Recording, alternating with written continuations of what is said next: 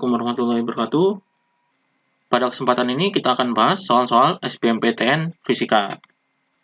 Soal yang pertama, jarak sumbu kedua roda depan terhadap kedua sumbu roda belakang. Sebuah truk yang bermasa 3000 kg adalah 3 meter. Pusat massa truk terletak 2 meter di belakang roda muka. Maka beban yang dipikul oleh kedua roda depan truk tersebut adalah. Jadi dalam soal ini bisa digambarkan seperti ini. Jadi misalkan ini truknya, jadi ini truk, kemudian rodanya, yaitu di sini roda depannya, dan ini roda belakangnya. Jadi di sini misalnya adalah A, di sini adalah B. Jarak rodanya adalah 3 meter. Kemudian pusat massanya adalah di sini, jadi ini berat truknya yaitu W. Jadi berjarak di sini adalah 2 meter dari roda muka atau roda depannya 2 meter, maka di sini dari 2 karena di sini 3, berarti di sini 3 dikurangi 2 adalah 1. Jadi di sini 1 meter. Jadi di sini ada gaya normalnya karena roda ini menekan jalan. Jadi di sini normal B dan di sini normal A. Jadi yang ditanyakan adalah beban yang dipikul oleh roda depan. Jadi yang ditanyakan ini NB-nya. Jadi di sini yang diketahuinya adalah massa mobilnya yaitu sama dengan 3000 kg. Kemudian jarak rodanya yaitu AB sama dengan 3 meter. Kemudian misalnya di sini O, maka OB sama dengan 2 meter dan OA sama dengan 1 meter. Yang ditanyakan adalah beban yang dipikul oleh roda depannya, yaitu NB sama dengan berapa. Kita akan jawab soal ini. Jadi, pertama kita tentukan berat mobilnya dulu. Jadi, berat mobilnya W sama dengan M dikali G. Ini rumus gaya beratnya. Sama dengan massanya adalah 3000. Di sini percepatan gravitasinya adalah 10. Jadi, 3000 dikali 10 sama dengan 30.000 Newton. Jadi gaya berat truknya adalah 30.000 Newton. Di sini kita akan memakai syarat kesetimbangan, yaitu sigma torsi sama dengan 0. Dan pusatnya adalah poros torsinya adalah di titik A. Jadi ini poros torsinya, maka di sini sigma torsi A sama dengan 0. Gayanya adalah gaya W dan gaya normalnya atau gaya tekan ke jalannya ini. Jadi ini juga gaya tekan karena di sini sebagai pusat torsi, karena di sini NA-nya tidak diketahui. Jadi arah torsinya adalah ke sini dan arah torsinya adalah ke sini. Jadi yang berlawanan jarum jam adalah positif. Yang positif adalah NB. Jadi di sini NB dikali dengan jarak ke porosnya yaitu AB. Kemudian W-nya adalah negatif karena searah jarum jam. Jadi W min W dikali dengan, yaitu ini jaraknya adalah AO. Jadi di sini AO sama dengan 0. Jadi NB dikali dengan AB-nya yaitu 3. Kemudian dikurangi dengan W-nya adalah 30.000. Jadi 30.000 dikali dengan OA atau AO-nya adalah 1 sama dengan 0. Jadi 3NB sama dengan 30.000. Jadi NB sama dengan 30.000 dibagi dengan 3. Hasilnya adalah 10.000 Newton. Jadi 10.000 Newton kita bisa ubah jadi 10 kilo Newton. Ini jawabannya. Jawabannya adalah yang B. Kemudian soal berikutnya. Sebuah balok kubus dari kayu yang sisinya 10 cm dan kerapatannya 0,5 gram per cm kubik terapung di dalam sebuah bejana berisi air. Sejumlah minyak dengan kerapatan 0,8 gram per cm kubik dituangkan ke atas air itu, sehingga permukaan atas lapisan minyak berada 4 cm di bawah permukaan atas balok itu. besarnya tekanan total pada permukaan bawah balok adalah, di sini satuannya dalam kilopascal. Jadi di sini yang diketahuinya adalah sisi kubus atau baloknya, yaitu S sama dengan 10 cm. Ini bisa diubah ke meter, yaitu sama dengan 0,1 meter atau 1 kali 10 pangkat min 1 meter. Jadi ini sisi kubusnya. Kemudian kerapatannya, kerapatan ini adalah massa jenis, yaitu rho. Jadi rho bendanya atau rho kubusnya, jadi sama dengan 0,5 gram per cm kubik. Kita ubah gram per cm kubik ini dalam kilogram per meter kubik. Sama dengan, ini cara pengubahannya yaitu 0,5, di sini gram per 1 cm kubik. Sama dengan, di sini kita ubah ke kilogram, jadi 0,5 kali 10 pangkat min 3.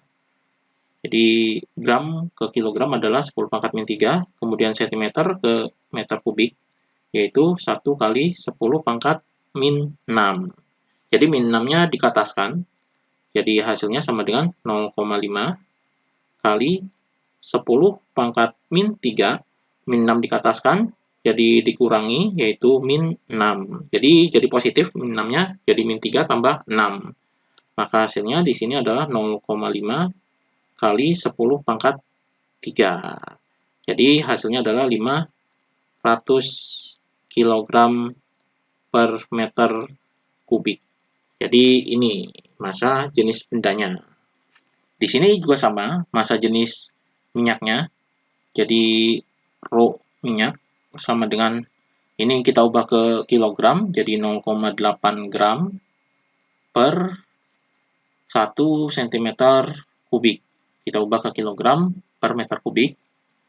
Dengan cara yang sama, yang tadi sama dengan ini ke kilogram, kemudian ini ke meter kubik. Jadi gram ke kilogram, 0,8 kali 10 pangkat min 3. Kemudian sini 1 kali 10 pangkat min 6. Jadi min 6-nya jadi ditambah dengan min 6 jadi positif. Hasilnya adalah sama dengan 0,8 kali 10 pangkat 3. Atau di sini sama dengan 800 kg per meter kubik. Jadi ini massa jenis minyaknya. Kemudian ketinggiannya yaitu H sama dengan 4 cm atau diubah ke meter sama dengan 4 kali 10 pangkat min 2 meter. Yang ditanyakan adalah tekanan totalnya. Tekanan total yaitu adalah tekanan mutlaknya, yaitu P mutlak sama dengan berapa. Jadi tekanan udara ditambah dengan tekanan dalam airnya. Jadi bisa digambarkan seperti ini. Jadi ini bejana airnya, diisi air, kemudian di sini ada balok kubusnya, jadi ini kubus, kemudian diisi minyak, jadi minyaknya di sini, dan ini adalah panjangnya 4 cm di sini. Jadi ada tekanan udara yaitu P0, kemudian ada tekanan dalam airnya yaitu pH, P hidrostatis. Jadi bisa dijawab dengan menggunakan rumus P mutlak sama dengan P0 ditambah dengan tekanan hidrostatisnya. Di sini besar P0-nya adalah sama dengan 1 kali 10 pangkat 5 Pascal. Jadi ini tekanan udaranya. Jadi ini sudah ditetapkan.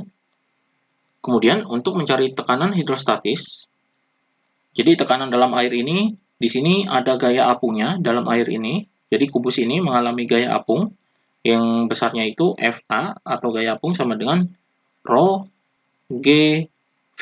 Jadi di sini rho-nya adalah rho bendanya. Jadi rho B dikali G-nya adalah percepatan gravitasi, di sini adalah volumenya. Nah, kemudian karena bendanya ini tidak tenggelam seluruhnya, maka tekanan hidrostatisnya bisa dirumuskan F per A. Jadi F-nya ini adalah gaya apungnya.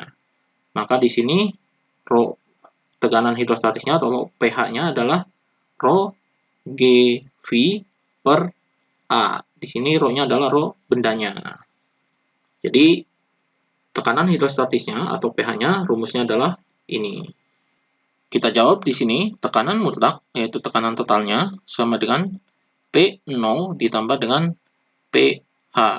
Jadi sama dengan P0 ditambah dengan pH-nya adalah ini, Rho B dikali dengan G dikali dengan V per A. Di sini kita cari volumenya. Jadi volume kubusnya yaitu sisi kali sisi kali sisi atau sisi pangkat 3. Jadi sama dengan, di sini sisi kubusnya adalah 1 kali 10 pangkat min 1. Jadi di pangkat ketiga hasilnya adalah 1 kali 10 pangkat min 3. Ini volumenya. Kemudian luas penampang, ini adalah luas penampangnya. Ini luas penampang yang menekan airnya. Jadi luas penampangnya yaitu di sini. Jadi di sini A-nya adalah rumus luas kubus atau luas sisi kubusnya adalah sisi kali sisi, jadi S kuadrat. Jadi sama dengan sisinya adalah 1 kali 10 pangkat min 1. Jadi dikuadratkan. Jadi hasilnya sama dengan 1 kali 10 pangkat min 2. Jadi ini meter kuadrat. Di sini volumenya adalah meter pangkat 3. Jadi ini volume dan luas alasnya. Maka kita masukkan angkanya di sini sama dengan P0 ini adalah 1 kali 10 pangkat 5 atau di sini adalah 1 kali 10 pangkat 5 ditambah dengan Rho B-nya. Di sini Rho B-nya adalah 500. Jadi 500 dikali dengan 10 dikali dengan volumenya yaitu 1 kali 10 pangkat min 3 dan luasnya yaitu 1 kali 10 pangkat min 2. Maka di sini sama dengan 10 pangkat 5 ini adalah 100.000. Jadi di sini 100.000. Kemudian di sini ditambah. Jadi 500 dikali 10. Di sini 10 pangkat min 3, di sini 10 pangkat min 2. Maka di sini habis. Nah, habis di sini, jadi di sini tinggal min 1. 10 pangkat min 1 dan 10 ini habis. Jadi ditambah dengan ini 500. Jadi ini hasilnya 500. Maka hasilnya sama dengan 100.500. Jadi tekanannya adalah 100.500 Pascal. Atau di sini dalam kilopascal adalah 100,5 kilopascal. Jadi ini hasilnya 100,5 kilopascal.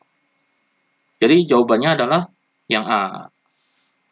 Kemudian soal berikutnya, sebuah tembaga bermassa 10 gram dan bersuhu 125 derajat Celcius dimasukkan dalam kalorimeter berisi air bersuhu 20 derajat Celcius. Suhu air campuran adalah 23 derajat Celcius. Jika percobaan ini diulangi kembali dengan menggunakan kondisi awal yang sama, kecuali massa tembaga yang dipakai diubah menjadi M, maka suhu air campuran adalah 25 derajat Celcius. Jika kalorimeter dianggap tidak menyerap kalor, maka nilai M adalah, di sini yang diketahuinya adalah massa tembaga, yaitu MT sama dengan 10 gram. Ini kita tidak ubah ke kilogram, karena jawabannya adalah dalam gram. Kemudian suhu tembaganya, yaitu T besar, T sama dengan 125 derajat Celcius. Kemudian ini suhu airnya, yaitu TA, suhu air dalam kalorimeter 20 derajat Celcius. Kemudian suhu air campurannya, di sini TC satunya sama dengan 23 derajat Celcius. Jadi ini suhu campuran awalnya. Maka ketika diubah massa tembaganya, suhu campuran keduanya, yaitu TC2 sama dengan 25 derajat Celcius.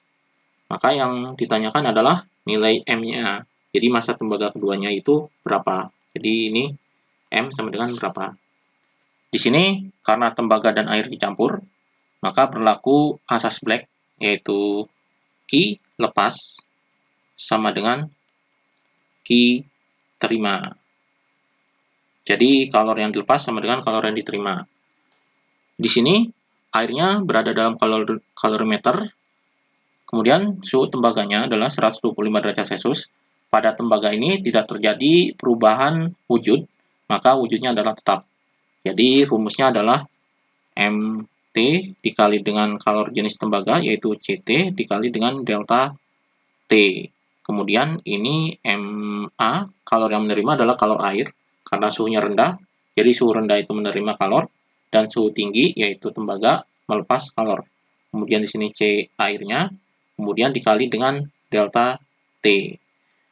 Jadi massa tembaganya di sini adalah 10, kemudian kalor jenis tembaganya tidak diketahui, di sini dalam soal ini tidak ada.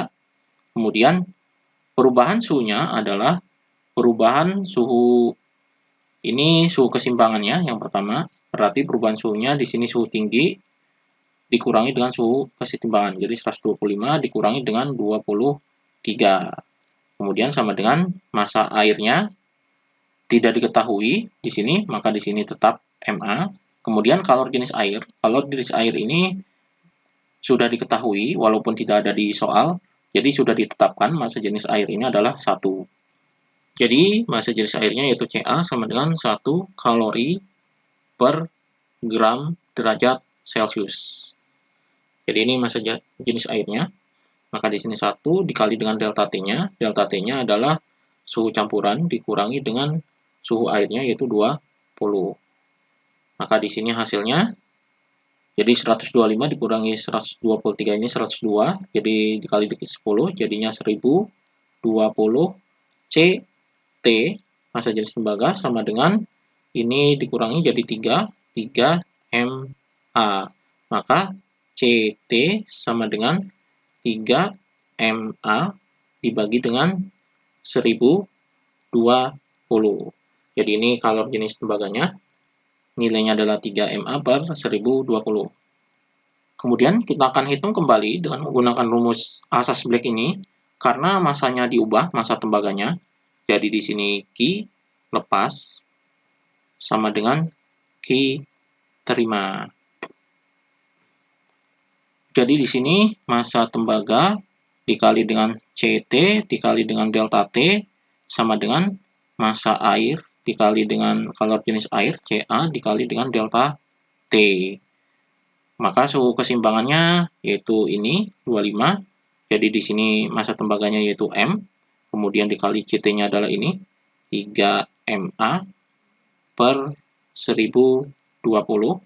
Kemudian delta T-nya adalah 125 dikurangi dengan 25 sama dengan MA-nya tidak diketahui di sini, Ca-nya adalah 1, kemudian dikurangi delta T-nya adalah 25 dikurangi dengan 20. Jadi suhu keseimbangan dikurangi dengan suhu airnya. Maka di sini hasilnya ini MA-nya sama, jadi bisa dicoret massa airnya. Maka di sini M dikali dengan 3 dikali dengan 125 dikurangi 25 adalah 100 sama dengan 1020-nya kita pindahkan ke sini jadi dikali 25 dikurangi 20 adalah 5. Jadi ini 5 dikali dengan 1020. Jadi M sama dengan 5 dikali 1020 per 3 dikali dengan 100. Jadi ini nolnya bisa dicoret. Kemudian 5 ini bisa dicoret di sini, jadi ini 2. Maka hasilnya di sini sama dengan 102 dibagi dengan 3 dikali 2 adalah 6. Jadi 102 dibagi 6 adalah 17. Jadi ini hasilnya yaitu 17 gram. Jadi nilai M-nya adalah 17 gram. Jadi jawabannya adalah yang C. Demikian pembahasan soal-soal SBMPTN Fisika.